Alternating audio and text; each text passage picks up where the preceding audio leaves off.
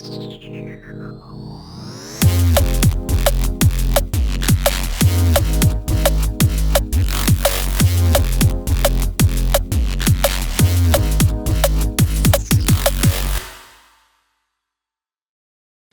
there guys, welcome back to ARTFX Studios. This is Tutorial Tuesday, season number 3 about Neurofunk drum and bass.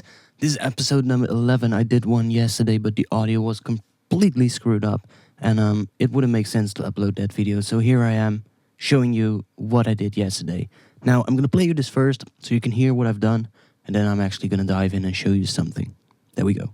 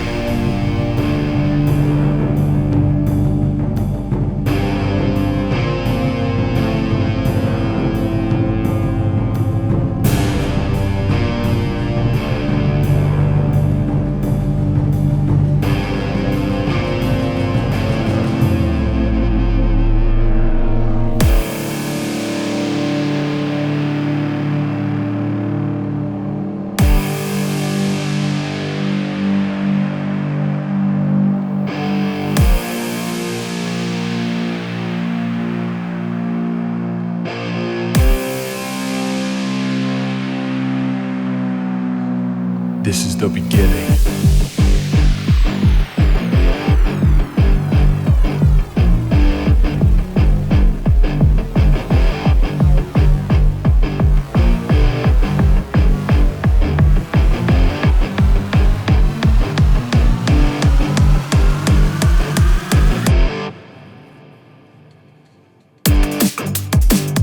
I'm just gonna stop it right there because that's not really relevant for now.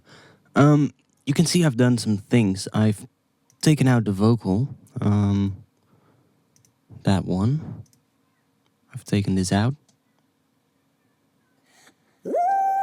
Mainly because I like it, but I don't really think it fits this track that well. So, yeah, I decided to take it out, and I actually went in and I found a vocal in another sample pack that I bought, which is a sample pack by Black Octopus Sounds, and it's a sample pack by Linguistics, and he made a sample pack with a lot of vocals in there. I can show you. It's right here, Black Octopus Sounds, Linguistics by None Like Joshua. That was it. And you can see they come with a lot of folders.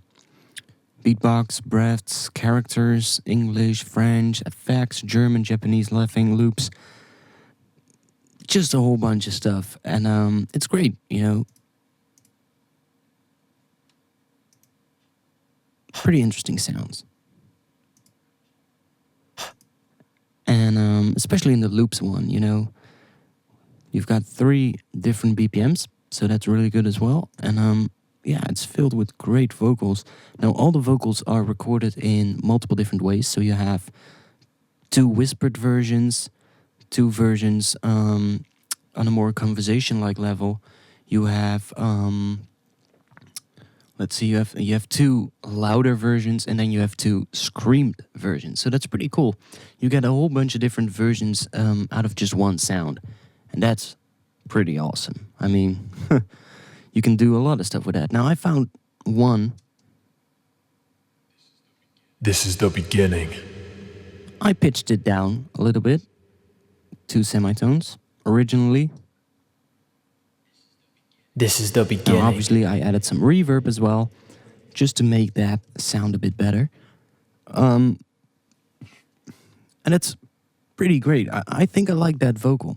And this vocal actually made me realize something that would be pretty interesting for the build-up. Right now we're using that guitar kind of build-up, which is great. I mean, I like it, but I might want to use it in a different kind of way. I think it would be cool, especially if you listen to this, This is the beginning. to, instead of using the guitar right after that, to first sort of like take everything out. So basically go down all the way back to silence, but introduce the bass. So I think that would make the switch between the build-up and, or let's say that would make the switch between the orchestral, the more cinematic kind of sounds, towards the more electronic sounds a little bit better. I think it will become easier to do that way. So that's one thing that I changed. I added that vocal, and I also changed the cinematic instrument, as you can hear clearly in the intro.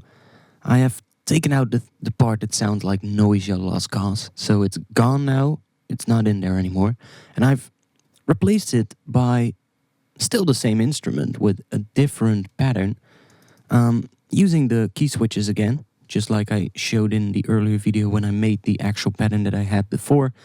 But now it's actually playing a different melody.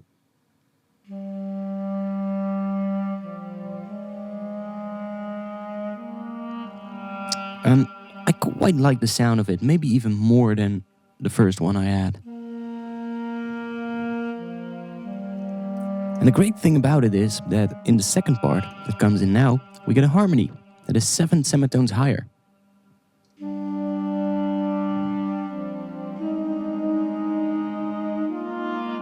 Which makes it really, I don't know, kind of uplifting almost. It makes it much better sounding.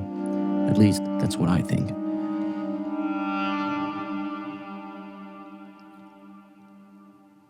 So then we go into that. And here we actually start introducing some kind of a chord progression.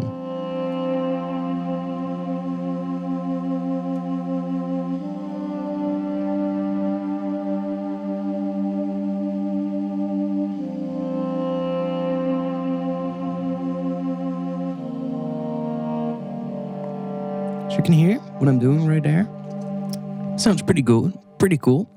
Now, one thing to notice is if we go into here, there is a change to the scale that I'm doing. If you remember the scale I was working with, it is basically a G minor scale. However, I was playing with this, and I had the pattern originally at this. So that would sound like this.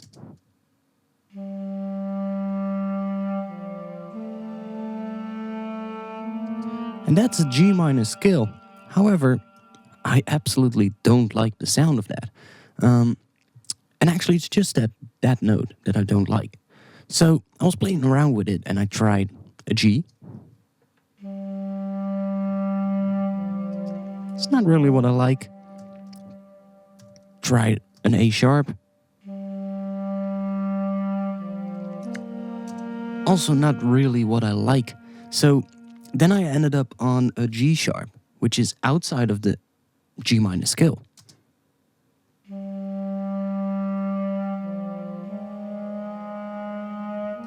And that immediately gave it a much more mysterious sounding character. Now, I looked it up, and what I've done is by transposing the A note down to a G sharp, we've actually took the G minor scale and made it into a G figurion. Now, G figurion is a really good scale, and definitely sounds great. And I love the sound of figurion scales for drum and bass lines, because you get the first interval of the scale is only 1 semitone higher than the root note, and that creates a really interesting sound. And I think I'm actually going to stick with this, and I'm going to be using a G minor scale. Now, however, I was also using the electric guitar, and the electric guitar has one note in it, and I can show you. It has one note in it that is an A. That one. I tried it out by bringing this down to G sharp as well. Listen to how that sounds. It sounds nothing like what you would expect.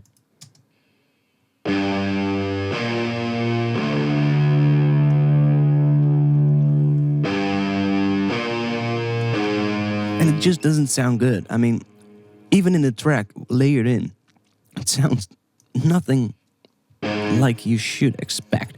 So I kept that at an A, so the electric guitar is actually still playing a G minor scale. But because the G minor and G figurine scale are really close together, the difference is only one note. I don't know, it actually still sounds good. So that's a little bit of a thing that was pretty interesting of what I did. That I'm now using a note outside of the scale on the electric guitar. And, you know, the thing with scales is it's just a set of rules, but rules, you don't have to obey them. I mean, you can break the rules. And I normally see music theory, so scales is a part of that, and I normally see that more as a set of guidelines instead of rules. And when you look at it like that, guidelines, then the music theory actually just becomes a part of your toolbox, and you can decide whether or not you want to use it or not. And I decided for this to do something different and break the rule, and you can do that. So that's mostly it. What I've done. There's one more thing that I did. I think.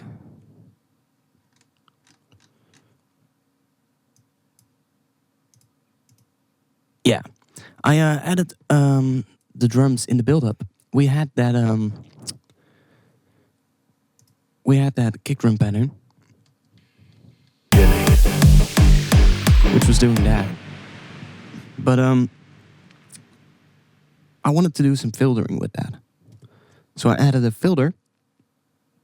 And as you can see, I'm using an auto filter right here, there, and I'm only turning the auto filter on during the build-up. So normally auto filter, when you set the low pass filter, the cutoff, to the highest position, it's still going to affect your sound. You're gonna get a little bit higher, crispier high end, and I don't want that.